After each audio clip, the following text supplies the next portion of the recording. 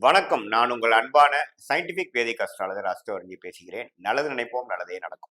தொடர்ந்து நம்மளுடைய சேனல்ல வரக்கூடிய வீடியோஸ்லாம் பார்ப்பீங்க நம்புறேன். சயின்டிபிக் வேதிக் அஸ்ட்ராலஜி முறையில அறிவியல் சார்ந்த ஜோதிட கருத்துக்களை பார்த்துக் கொண்டிருக்கிறோம். எந்த விதத்திலும் மிகைப்படுத்தாமல், மூட நம்பிக்கையில போகாமல் பார்த்துக் கொண்டிருக்கிறோம். எப்படி நம்மளுடைய போன ஜென்ம கர்மா இந்த ஜென்மத்துல சாதகமான சம்பவங்களாகவும், சாதகமற்ற சம்பவங்களாகவும், நல்ல கர்மா, தீய கர்மா எப்படி ஒளி தத்துவத்துல செயல்படுகிறது. எப்படி நாம செய்த பாவ புண்ணியங்கள் நமக்கே திரும்பி அதோட பலனை நம்ம அணிவிக்கிறோங்கிறத நம்ம ஜோதிடத்துல ஒளி தத்துவம் மூலமாக எப்படி தசாபுக்திகள் அடிப்படையிலையும் ஒளி கிரகமாகிய குரு, சுக்கிரன், பௌர்ணமி, சந்திரன், புதன் மூலமாகவும் ஒளி குன்றிய கிரகமாகிய சனி, செவ்வாய், ராகு மூலமாக தீய பலன்களும் எவ்வாறு அமைப்பில் இருந்தா எப்படி கொடுப்பாருங்கிறத பார்த்து அதுக்கு தகுந்த மாதிரி தக்க முடிவுகள், வாழ்க்கை முடிவுகளை எடுத்து நம்ம வாழ்க்கையில வெற்றி பெறறதுக்கு என்ன பண்ணலாங்கிறது நம்ம துல்லியமா பார்த்து கொண்டிருக்கிறோம். அந்த வகையில பாத்தீங்கன்னா இந்த வீடியோல பிப்ரவரி மாதம் 2025 எத்தகைய ஒரு பலாபலன்களா இருக்க போகுதுன்னு பார்க்க போறோம். அதுக்கு முன்னாடி ஃபர்ஸ்ட் டைம் நம்மளோட சேனலுக்கு வரவங்க மறக்காம சப்ஸ்கிரைப் பண்ணுங்க. தொடர்ந்து உங்களோட வீடியோஸ் எல்லாம் நீங்க உங்களை அடையும் நம்மளோட வீடியோஸ்னால பெனிஃபிட் அடையலாம்.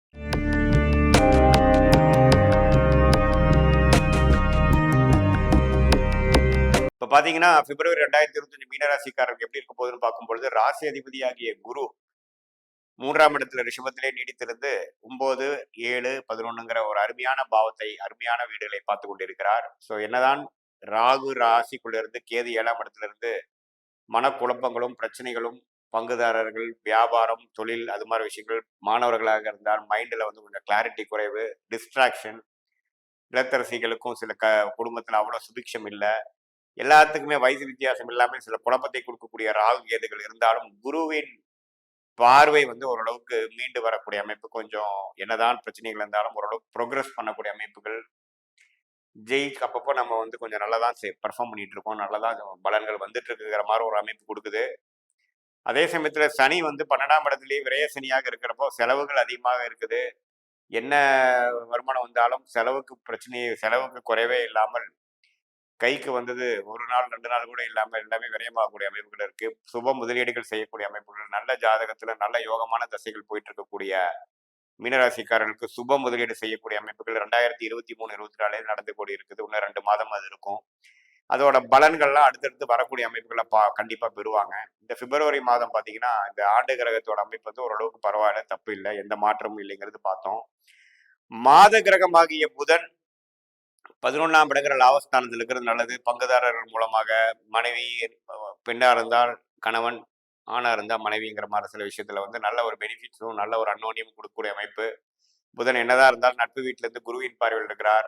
ஸோ அது மூலமா சில ஆதாயம், புதிய தொடர்பு மூலமாக ஆதாயம், புதிய கான்ட்ராக்ட் கிடைக்கிறது, அது மாதிரி விஷயங்கள்லாம் மீனராசிக்காரர்களுக்கு கொஞ்சம் மேன்மையும் கொஞ்சம் பெனிஃபிட்டும் கொடுக்கக்கூடிய அமைப்புகள் இருக்கதான் செய்கிறது. மாதத்தின் இறுதியில பாத்தீங்கன்னா ஒரு 3வது 4வது வாரம் தான் 12ஆம் இடத்துக்கு போய் சில விரயங்களை கொடுக்கிறார். முதல் 2 வாரம் நல்லா யூஸ் பண்ணிக்கணும், புத்தி கூர்மையோட சில செயல்பட்டு சில விஷயங்கள் சாதிச்சுக்கணும், அதை வச்சு சில பிரச்சனைகளை சால்வ் பண்ணிக்கலாங்கிறது நீங்க தெரிஞ்சுக்கணும். மாணவர்களும் கொஞ்சம் நல்லா படிக்கக்கூடிய அமைப்பு. இது வரைக்கும் கிளாரிட்டி இல்லாதவங்க என்ன படிக்க போறோம், உயர் படிப்பு என்ன படிக்க போறோம், காம்படிட்டிவ் எக்ஸாம் ப்ரிப்பேர் பண்றவங்களாம் கொஞ்சம் ஒரு மாதிரி சோர்வா இருக்கிறவங்களுக்குலாம் ஒரு நல்ல உத்வேகம் பெற்று ஒரு கிளாரிட்டியும் ஒரு கான்ஃபிடன்ஸும் கொடுக்கக்கூடிய ஒரு அமைப்பு இருக்கு. ஒரு செல்ஃப் பிலீஃப் கொடுக்கும். என்னதான் ராகு கேதுகள் மனக்குழப்பத்தை கொடுத்தாலும் இந்த மாதத்தின் முதல் 2 வாரம் சில கிளாரிட்டியும் சில பெனிஃபிட்ஸும் கொடுக்குறாருங்கிறது நீங்க தெரிஞ்சுக்கணும். ஸோ சூரியனும் 11ஆம் இடத்துல இருக்கிறது கொஞ்சம் லாபத்தை கொடுக்கக்கூடிய அமைப்புகள் இருக்கு. கடன் மூலமாக சில அபிவிருத்தி செய்து கொஞ்சம் ஜெயிச்சுக்கலாம். ஸோ மாதத்தின் முதல் 2 வாரம் ஒரு பெனிஃபிட்டா இருக்கக்கூடிய அமைப்புகள் இருக்கு. சுக்கிரனும் ராசிக்குள்ளேயே இருந்து சில விஷயங்கள்லாம் கொஞ்சம் சால்வ் பண்ணிக்கக்கூடிய அமைப்புகள். ராகு சுக்கிரனோட சேரும் பொழுது கொஞ்சம் ராகு திசை நடக்கிறவங்களுக்கு ஒரு நல்ல லாபங்களையும், கொஞ்சம் கடன் அது மாதிரி சில விஷயங்கள் இருந்தாலும் கொஞ்சம் சமாளிச்சுக்கக்கூடிய அமைப்புகள் தான் இருக்குது. பெண்கள் விஷயத்தில் கொஞ்சம் கேர்ஃபுல்லா இருக்கணும். அந்நியரால யாரும் தெரியாதவங்களை நம்ம திடீர்னு நம்ம ஏதோ பண்றது, உணர்ச்சி வசப்பட்டு சில செயல்படுறதெல்லாம் கொஞ்சம் ஒசிச்சு கொஞ்சம் கவனமாக இருக்க வேண்டிய ஒரு மாதமாகவும் இருக்குதுன்னு நம்ம தெரிஞ்சுக்கணும். ஏன்னா நம்ம இப்போ இருக்க மாதிரி தான் எப்படி இருக்கும்னு நினச்சிட்டு நம்ம கேஷுவலாக சில இது பண்ணுறது நமக்கு பிற்காலத்தில் நமக்கு எதிராக போகக்கூடிய அமைப்புகள் உண்டு. இது மாதிரி மீடியா துறையில் இருக்கிறவங்களாம் கொஞ்சம் கரெக்டாக பண்ணுறது, ஏதோ தப்பாக பண்ணுறோமா, கம்யூனிகேஷனில் கொஞ்சம் கேர்ஃபுல்லாக இருக்கக்கூடிய அமைப்புகள் தேவைப்படுகிறது.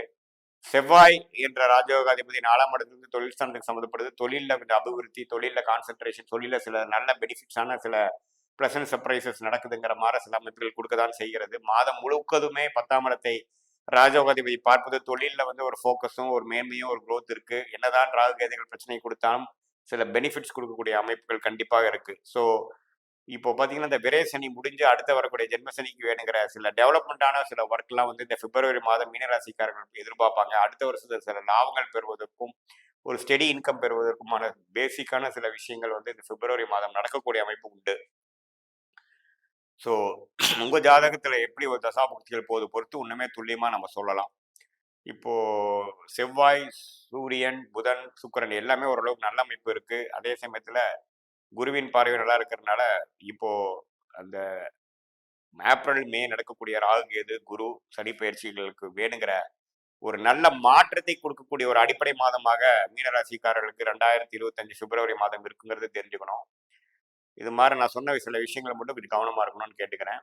இது வந்து ஒரு பொதுவான பலனே தவிர உங்களுடைய ஜென்ம ஜாதகத்துல நீங்க எந்த தேதி, எந்த நேரத்துல, எந்த ஊர்ல பிறந்தீங்க, எந்த லக்னத்துல பிறந்தீங்க, இப்ப என்ன தசாபுக்திகள் போய் கொண்டிருக்கிறது, என்ன கிரகம் உச்சம் பெற்றிருக்குது, என்ன கிரகம் நீச்சமாக இருக்கிறது, அந்த தசநாதனும் புக்திநாதனும் இப்ப நான் சொன்ன கோச்சாரத்துல எப்படி போயிட்டு இருக்கிறார், அது மீனராசிக்கு எத்த தாக்கத்தை கொடுக்குது, இதெல்லாம் நம்ம கலந்து பார்க்கும் பொழுது ஒரு துல்லியமான short term, long term future எப்படி இருக்க போகுது, நம்ம எந்த டைரக்ஷன்ல போகலாம், எந்த நேரத்துல வேகமா போகலாம், எந்த நேரத்துல அடக்கி வாசிக்கணும், எந்த மாதிரி விஷயங்கள் எப்போ ஆரம்பிக்கலாம், எது மாதிரி ஒரு பலன்களை எப்போ எதிர்பார்க்கலாம் அப்படிங்கிறத வைத்து அதுக்கு தகுந்த மாதிரி உங்களுடைய வாழ்க்கையோட விஷயங்கள் ஆக்டிவிட்டீஸை வந்து திட்டமிடுதல், பிளான் பண்ணிக்கக்கூடிய அமைப்புகள் கண்டிப்பாக இந்திய வேதத்தோட மூலியமாக நீங்கள் பெற்றுக்கொண்டு அது மூலமாக பெனிஃபிட் அடையலாம். கண்டிப்பாக இதில் வந்து ஒரு துல்லியமான பலன்கள் வந்து கோச்சார அடிப்படையும் நம்மளுடைய இந்த ஜாதகத்தையும் கிளப் பண்ணி பார்க்கும் பொழுது வருமே தவிர இப்போ நம்ம பார்க்குறது வந்து ஒரு பொதுவான பலன்கள்னு நீங்கள் தெரிஞ்சுக்கணும். இப்போ நாம் உங்களுக்கு அருமையான தசாபுக்தியில் போயிட்டு இருக்கும் பொழுது நான் சொன்ன சாதகமான பலன்கள் அதிகமாகவும், ஒரு சுமாரான தசாபுக்தியில் போகும்பொழுது நான் சொன்ன சாதகமான பலன் கொஞ்சம் குறைவாகவும் இருக்குங்கிறத நீங்கள் தெரிஞ்சுக்கணும். மீண்டும் மற்றொரு காணொலியில் சந்திப்போம். நன்றி, வணக்கம்.